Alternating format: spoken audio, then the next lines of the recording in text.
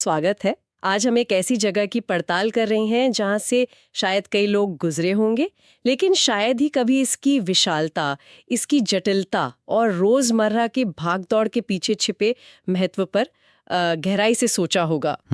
हम बात कर रहे हैं नई दिल्ली रेलवे स्टेशन की, जिसे हम सब एनडीएलएस के नाम से भी जानते हैं। बिल्कुल, एनडीएलएस। हमारे पास ना स्टेशन से जुड़ी कुछ दिलचस्प जानकारी है, जो इसके साइज, यहाँ मिलने वाली सुविधाएं और रोज की जो आपाधापी होती है ना, हाँ। उसको उजागर करती है। अच्छा, तो चलिए इस जानकारी के पन्ने पलटते हैं और समझने की कोशिश करते हैं कि आखिर ये स्टेशन सिर्फ दिल्ली ही नहीं बल्कि पूरे भारत के लिए इतना अहम क्यों है। बिल्कुल। देखिए, जब हम नई दिल्ली स्टेशन की बात करते हैं तो ये सिर्फ ईंट और गारे की इमारत या पटरियों का एक जाल भर नहीं है। हाँ। स्रोत इसे भारतीय रेलवे नेटवर्क का एक, आप कह सकते हैं, धड़कता हुआ दिल बताते हैं। धड़कता हुआ दिल। हाँ, एक ऐसा केंद्र जो रोजाना लाखों लोगों को उनकी मंजिलों से जोड़ता है और मतलब अनगिनत कहानियों का गवाह बनता है। देखते हैं कि ये जानकारी हमें इस विशाल तंत्र के बारे में क्या और कैसे बताती है। तो फिर शुरुआत करते हैं इसके स्केल से, है ना, जो वाकई हैरान करने वाला है। जानकारी ये बताती है कि ये भारत का सबसे बड़ा और सबसे व्यस्त रेलवे स्टेशन है। सबसे बड़ा और सबसे व्यस्त? हाँ। जरा इस आंकड़े पे गौर करें। यहाँ रोज 400 से ज्यादा ट्रेनें आती जाती हैं। ये तो मतलब बहुत बड़ी संख्या है। हाँ, 400 ट्रेनें रोजाना। आप सोचिए, इसका मतलब है औसतन हर 3.5 मिनट में एक ट्रेन या तो आ रही है या जा रही है। हर 3.5 मिनट में 24 घंटे, 7 दिन। ये एक नॉन स्टॉप ऑपरेशन है। और ये आंकड़ा इसे सिर्फ भारत ही नहीं बल्कि दुनिया के सबसे ज्यादा ट्रेन मूवमेंट वाले स्टेशनों में से एक बनाता है। अच्छा।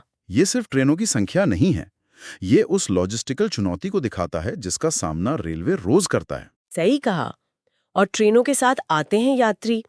जानकारी के मुताबिक रोजाना लगभग 5 से 6 लाख लोग इस स्टेशन से गुजरते हैं। 5 से 6 लाख? हाँ, ये संख्या तो किसी छोटे शहर की पूरी आबादी के बराबर है।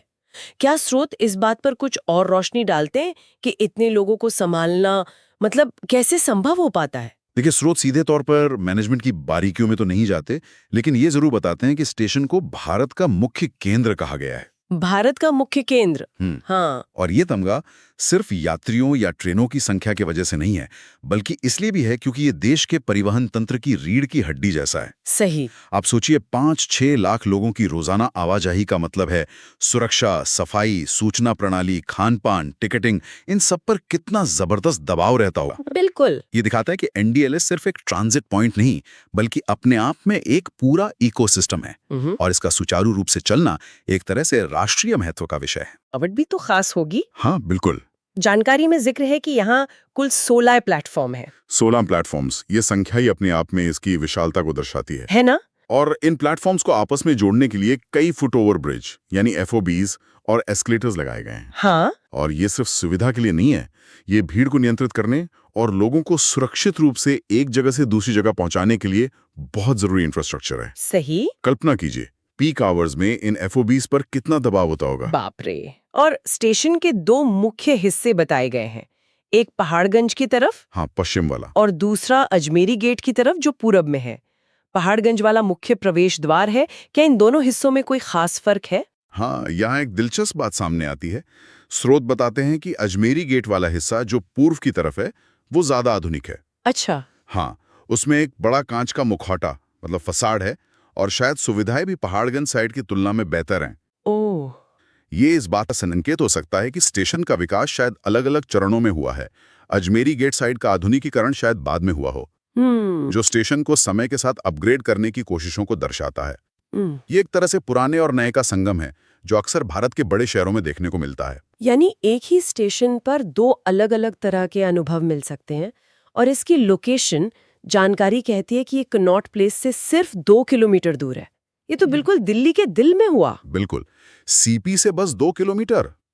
कनॉट प्लेस दिल्ली का एक प्रमुख व्यावसायिक और सांस्कृतिक केंद्र है और स्टेशन का उसके इतने करीब होना इसे यात्रियों के लिए बहुत सुलभ बनाता है। हाँ, ये तो है। लेकिन कनेक्टिविटी सिर्फ सड़क तक सीमित नहीं है। दिल्ली मेट्रो का यहाँ एक बड़ा इंटरचेंज स्टेशन है। हाँ हाँ। येलो लाइन जो दिल्ली को उत्तर से दक्षिण तक जोड़ती हैं, और एयरपोर्ट एक्सप्रेस लाइन जो सीधे आईजी एयरपोर्ट तक जाती हैं, दोनों यहां मिलती हैं। ये तो कमाल की कनेक्टिविटी है। इसका मतलब है कि यात्री ट्रेन से उतरकर आसानी से दिल्ली के किसी भी कोने में या सीधे एयरपोर्ट तक जा सकते हैं। ये शहर के परिवहन नेटवर्क के साथ एक बेहतरीन इंटीग्रेशन है। हाँ। और ये इंटीग्रेशन सिर्फ शहर के अंदरूनी हिस्सों तक ही नहीं है। जैसा हमने पहले कहा, ये तो राष्ट्रीय नेटवर्क का केंद्र है। यहां से आपको लगभग पूरे भारत के लिए ट्रेनें मिलेंगी। उत्तर में जम्मू से लेकर दक्षिण में कन्याकुमारी तक, पूर्व में गुवाहाटी से लेकर पश्चिम में मुंबई और अहमदाबाद तक। क्या बात है। राजधानी एक्सप्रेस जो राज्यों की राजधानियों को दिल्ली से जोड़ती हैं, शताब्दी एक्सप्रेस जो महत्वपूर्ण शहरों के बीच दिन की तेज यात्रा प्रदान करती हैं, और हाल ही में शुरू हुई वंदे भारत एक्सप्रेस। हाँ, वंदे भारत। इन सभी प्रमुख ट्रेनों का या तो ये शुरुआती स्टेशन है या अंतिम पड़ाव। ये विविधता इसे सही मायनों में एक राष्ट्रीय चौराहा बनाती है। इतने बड़े पैमाने पर आवाजाही और इतनी बेहतरीन कनेक्टिविटी, जाहिर है यात्रियों के लिए अच्छी सुविधाएं होना भी लाजमी होगा। स्रोत यहाँ मौजूद सुविधाओं के बारे में क्या बताते हैं? हाँ, सुविधा तो होंगी ही। जानकारी के अनुसार यहाँ यात्रियों के इंतजार के लिए एसी और नॉन एसी वेटिंग हॉल्स हैं। अगर किसी को ज्यादा देर रुकना हो या आराम करना हो तो रिटायरिंग रूम्स भी उपलब्ध हैं। खाने पीने के लिए फूड कोर्ट्स हैं। पढ़ने के शौकीनों के लिए किताबों की दुकानें भी। हाँ, ये सब तो बेसिक जरूरतें हैं। और स्टेशन से बाहर निकलने पर प्रीपेड टैक्सी और ऑटो रिक्शा स्टैंड्स की सुविधा भी है, ताकि आगे की यात्रा आसान हो सके। बिल्कुल। और इन बुनियादी सुविधाओं के अलावा टेक्नोलॉजी का भी इस्तेमाल नजर आता है। अच्छा। स्रोत बताते हैं कि ट्रेनों की जानकारी देने के लिए बड़े बड़े डिजिटल डिस्प्ले बोर्ड लगे हुए हैं। हरित सूचना प्रणाली का भी जिक्र है। हालांकि स्रोत इसकी कार्यप्रणाली का विवरण नहीं देते, लेकिन अंदाजा लगाया जा सकता है कि ये शायद यात्रियों को रियल टाइम अपडेट देने, भीड़ प्रबंधन में मदद करने, या शायद क्या कहते हैं, विभिन्न भाषाओं में जानकारी प्रदान करने में भूमिका निभाती होगी। हाँ, हो सकता है। ये आधुनिक स्टेशनों की एक तरह से पहचान है। और हाँ, मुफ्त वाईफाई का भी जिक्र है, जो आजकल यात्रियों के लिए काफी जरूरी हो गया है। हाँ, वाईफाई तो चाहिए ही। सामान ले जाने के लिए ट्रॉली और पीने के पानी के लिए वेंडिंग मशीनें जैसी छोटी छोटी सुविधाएं भी यात्रा के अनुभव को बेहतर बनाती हैं। ये दिखाता है कि बड़े पैमाने के साथ साथ व्यक्तिगत यात्री की जरूरतों पर भी ध्यान देने की कोशिश की जा रही है। बिल्कुल। और ये कोशिश सिर्फ स्टेशन के अंदर तक ही सीमित नहीं है। जानकारी में यह भी बताया गया है कि हाल के वर्षों में स्टेशन के बाहरी हिस्से यानी उसके मुखौटे को भी सुधारा गया है। ओह, अच्छा। नई एलईडी लाइटिंग लगाई गई है जो रात में स्टेशन को एक अलग रूप देती होगी, और आधुनिक साइनेज मतलब संकेतक लगाए गए हैं ताकि यात्रियों को दिशा खोजने में आसानी हो। ये सब मिलकर स्टेशन को न सिर्फ ज्यादा फंक्शनल बनाते हैं, बल्कि देखने में भी आकर्षक बनाते हैं। ये दिखाता है कि प्रबंधन सिर्फ लोगों को एक जगह से दूसरी जगह पहुंचाने पर ही नहीं, बल्कि उनके अनुभव को बेहतर बनाने पर भी ध्यान दे रहा है। ये सब सुनकर तो लगता है कि स्टेशन लगातार विकसित हो रहा है। आप कुछ उल्लेखनीय विशेषताओं और भविष्य की योजनाओं पर आते हैं। एक बात तो बार बार सामने आ रही है, यात्रियों की भारी संख्या 5 से 6 लाख रोजाना। हाँ, वो आंकड़ा तो है ही, जो इसे दुनिया के सबसे व्यस्त स्टेशनों में शुमार करती है। हाँ, ये आंकड़ा अपने आप में एक उल्लेखनीय विशेषता है। ये न सिर्फ स्टेशन के महत्व को दर्शाता है, बल्कि उन चुनौतियों को भी रेखांकित करता है जिनका सामना रोज करना पड़ता होगा। सुरक्षा, सफाई, भीड़ नियंत्रण, टाइम टेबल का पालन, ये सब इस स्केल पर अविश्वसनीय रूप से जटिल हो जाता है। बिल्कुल। और भविष्य को लेकर क्या योजनाएं हैं? जानकारी में एक बहुत ही रोमांचक बात कही गई है। इसे एक विश्व स्तरीय परिवहन हब बनाने की योजना है। हाँ, जिसमें एयरपोर्ट जैसी सुविधाएं होंगी। ये सुनने में तो बहुत महत्वाकांक्षी लगता है। बिल्कुल महत्वाकांक्षी, और ये दिखाता है कि नई दिल्ली स्टेशन का महत्व भविष्य में भी कम नहीं होने वाला, बल्कि बढ़ने ही वाला है। विश्व स्तरीय हब और एयरपोर्ट जैसी सुविधाएं, इन शब्दों का मतलब है कि योजना सिर्फ क्षमता बढ़ाने तक सीमित नहीं है। इसका उद्देश्य शायद यात्रियों के अनुभव को पूरी तरह से बदलना है। कैसे? मतलब क्या क्या हो सकता है? जैसे बेहतर वेटिंग एरिया, शॉपिंग आउटलेट, आसान चेक इन प्रक्रियाएं, बेहतर सुरक्षा जांच, शायद मल्टी मॉडल इंटीग्रेशन को और सुगम बनाना, इस तरह की चीजें। क्या स्रोत बताते हैं कि इस बदलाव की जरूरत क्यों महसूस हुई? क्या मौजूदा ढांचा भविष्य के लिए अपर्याप्त है? स्रोत सीधे तौर पर ये तो नहीं कहते, लेकिन देखिए 5-6 लाख यात्रियों की रोजाना संख्या और भविष्य में इसके बढ़ने की संभावना को देखते हुए ये अंदाजा लगाना मुश्किल नहीं है कि मौजूदा ढांचे पर दबाव तो बढ़ ही रहा होगा। हाँ, वो तो है। तो विश्व स्तरीय हब बनाने का लक्ष्य शायद इसी बढ़ते दबाव से निपटने और भविष्य की जरूरतों को पूरा करने के लिए है। ये भारत के बढ़ते शहरीकरण और मोबिलिटी की आकांक्षाओं का भी प्रतीक हो सकता है। इस तरह के बड़े प्रोजेक्ट्स अक्सर देश की प्रगति को दर्शाने का एक तरीका भी होते हैं। ये तो एक बहुत बड़ा बदलाव होगा अगर ये योजना साकार होती है।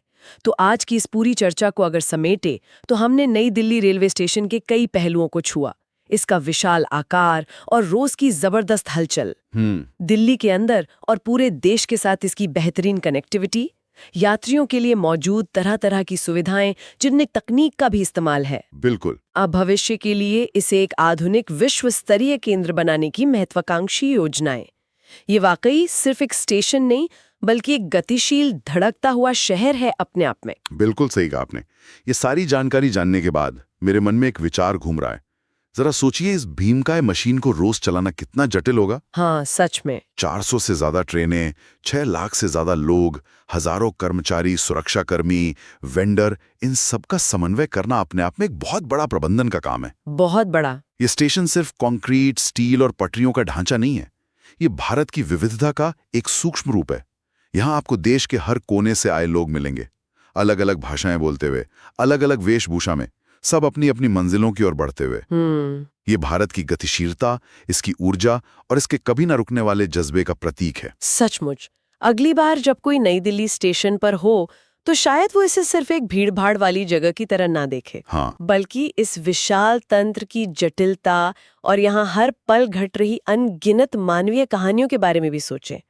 यहाँ से गुजरने वाला हर यात्री इस बड़े नेटवर्क का एक छोटा सा हिस्सा है। हाँ, और शायद ये भी सोचने लायक है कि कैसे टेक्नोलॉजी और बेहतर डिजाइन इस अनुभव को और सुगम बना सकते हैं, खासकर जब हम भविष्य की विश्व स्तरीय हब की योजनाओं को देखते हैं। हाँ, बिल्कुल। क्या ये बदलाव सिर्फ बाहरी रूपरेखा तक सीमित रहेंगे या वाकई यात्री के अनुभव को गहराई से बदल पाएंगे? ये देखना दिलचस्प होगा। बिल्कुल। उम्मीद है कि इस जानकारी के विश्लेषण से नई दिल्ली रेलवे स्टेशन को समझने का एक नया और गहरा नजरिया मिला होगा।